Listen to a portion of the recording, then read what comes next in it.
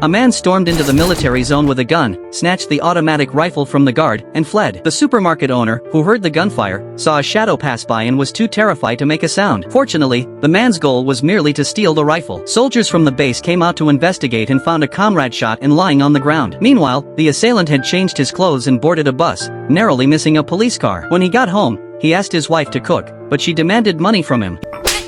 He then brandished the gun in front of her, but she didn't care as long as she had money to spend. The man, looking at the gun in his hand, began to plan a bank robbery. After the incident, the police sealed off traffic routes and checked every vehicle leaving the city. They also arrived at the crime scene to investigate. However, the perpetrator was not in a hurry to act. Instead, he hid in an internet cafe, monitoring the police's progress on the shooting case. Only after learning that the police had no leads on him did he finally relax. But unexpectedly, on his way home, he saw the police conducting house-to-house searches. Upon realizing this, he hurried back home, only to find out that his wife had lied to the police, claiming he had gone to another city. With no other choice, the man quickly packed his bags, preparing to leave. Sure enough, the next day, he received a phone call from the police. After investigating the IP address, the police did not suspect him. So, he bought a tent and a map that day, planning to hide in the mountains. He began to scout locations, assessing which bank would be easier to rob. In order to facilitate his escape, he carefully surveyed every route in the vicinity and meticulously recorded the time, aiming to flee the scene as quickly as possible after the robbery. To gauge how long it would take for the police to arrive at the scene, he went to a park.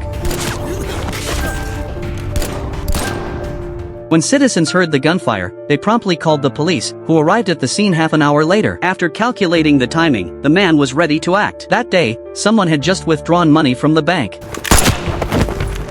The man picked up the wallet and fled to a nearby village. By the time he reached the mountains, he had completely changed his appearance. When he returned to the city, he found his wanted posters plastered all over the streets. But he was not afraid. So, he struck again, targeting wealthy individuals who drove luxury cars to work.